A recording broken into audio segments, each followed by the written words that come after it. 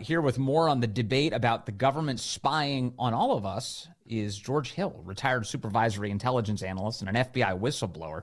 He's on the phone. Hello, George.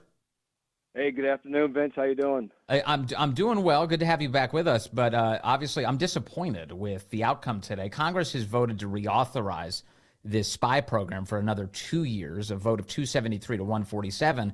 And earlier in the day, there was a debate over an amendment by Congressman Andy Biggs that would impose a warrant requirement when it involved American citizens.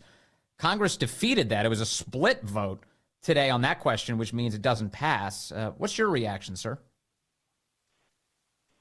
There's nothing in history to indicate that tyrants willingly give back power, and that's what we're seeing here. They're not going to let this go. So I feel badly for the people who are disappointed, but they should expect that. I'm sorry, but that's just the way it's going to go, and it's going to continue to go that way.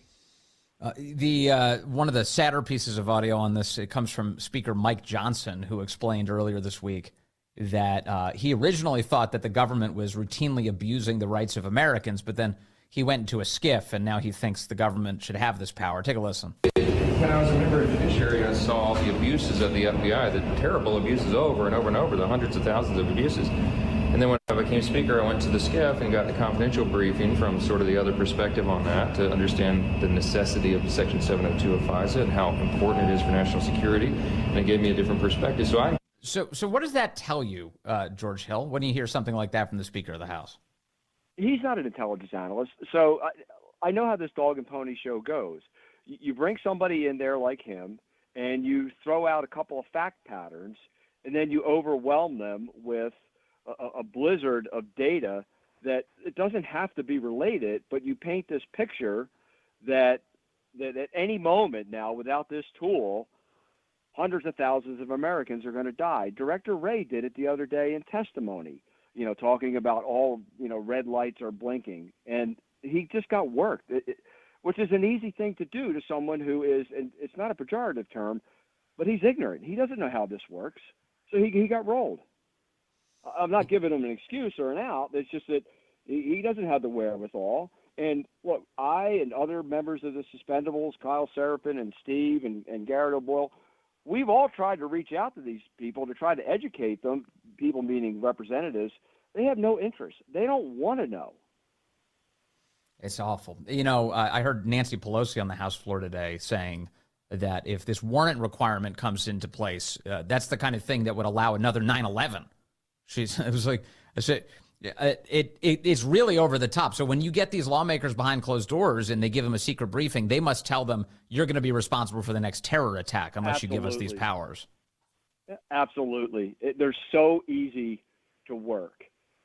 Having done multiple terrorism briefings, both at the National Security Agency and the FBI, there's a certain language and a tone you use to get your point across.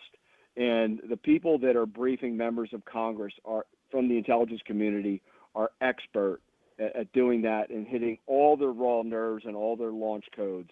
And they're always, they meaning Congress and Senate, they're always going to roll over and reauthorize this. Now, let me say, 702 has been out there long before we had these violations of people's constitutional protections.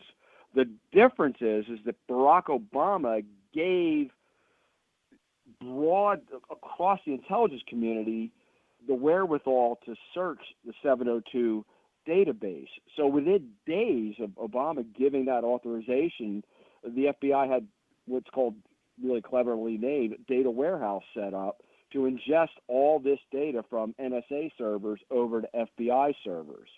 So he opened up the door to this, and people on the left, like Wired Magazine and others, had a conniption saying that, oh my God, he's given Trump this power to do this.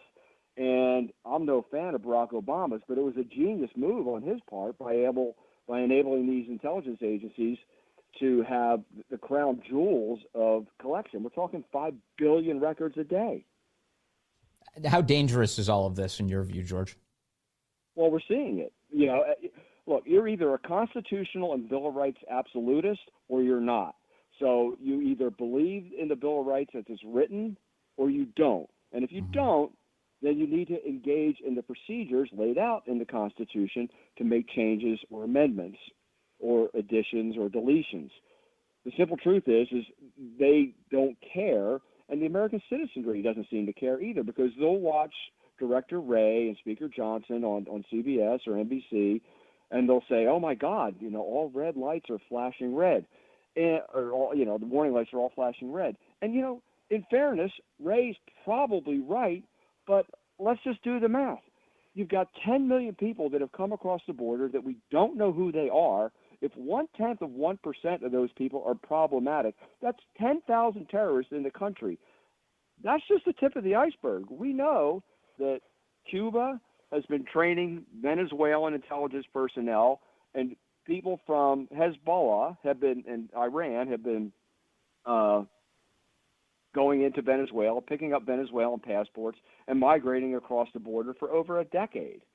So Ray's right, but is he right on the facts? Is anybody from Congress saying, well, could you give us some specificity as to date, time, who the organization is? He just bloviates.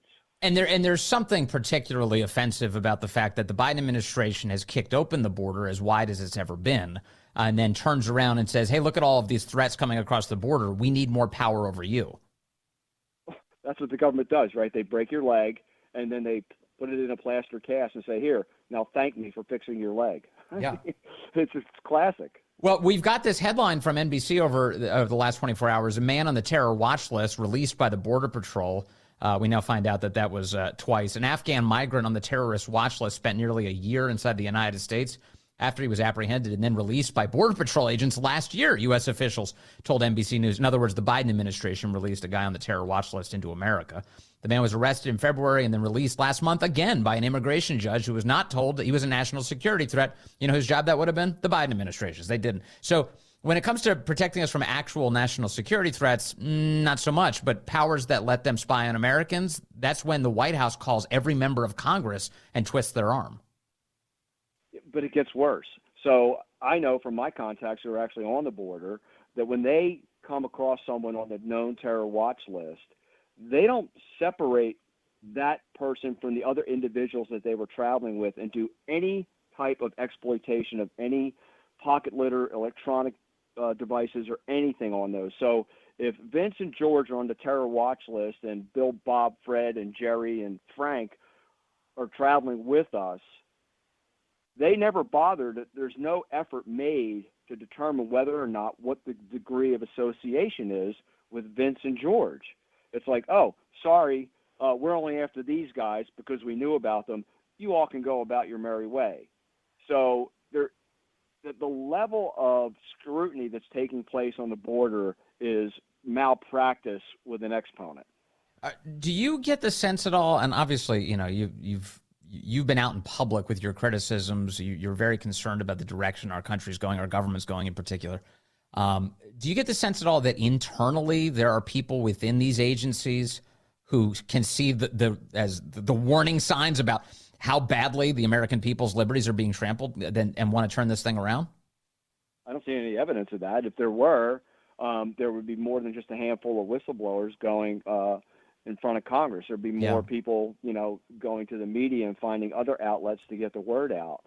Look, the FBI came up with this program called TRP, Threat Resource Planning, and they have codified in the Human Resources Department an entire mechanism for promotion, and it's built upon, filling out stats.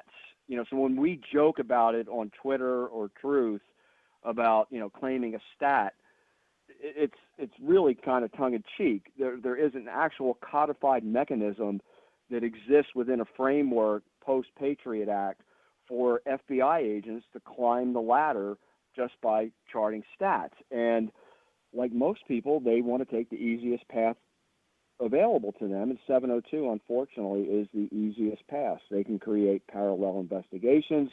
I know that, I've stopped my intelligence analysts that work for me, but you can just peruse that like a kid in a candy store and cherry pick where you want to go, and you're off to the races. And then you bring somebody like Johnson into the skiff and you show them what you got. And, yeah, it may be a fact pattern, but it doesn't necessarily constitute a threat, but it doesn't matter. So I've talked about this with a couple of guests, but I want to make sure I understand it correctly. When you use the Section 702 database, you're using what's supposed to be for watching foreigners and foreign threats, and you're looking at an American. What I keep hearing is that the FBI agents will construct parallel investigations where they won't even acknowledge, I guess, that they got the heads up from 702, and then they'll pretend like they found it through some other organic means as they investigate an American citizen. Exactly. That's exactly how it works. And there's no way, short of that individual ratting themselves out, that anybody's going to find out, be any the wiser. I remember when I was working at NSA, you can't spy on Five Eye Partners. And I remember seeing Five Eye Partners come through on collection, and there wasn't a darn thing I could do about it. I mean, not a darn thing, but, I was highly constrained as to what I could do. So prior to Barack Obama, the NSA was pretty hard over on, protecting, the Five Eye Partnership and the Bill of Rights and people's protection. And that all changed with Obama. Yeah, for the worse. George Hill, a retired supervisory intelligence analyst, FBI whistleblower. Sir, thank you for your love of country and for your time today. I really appreciate that.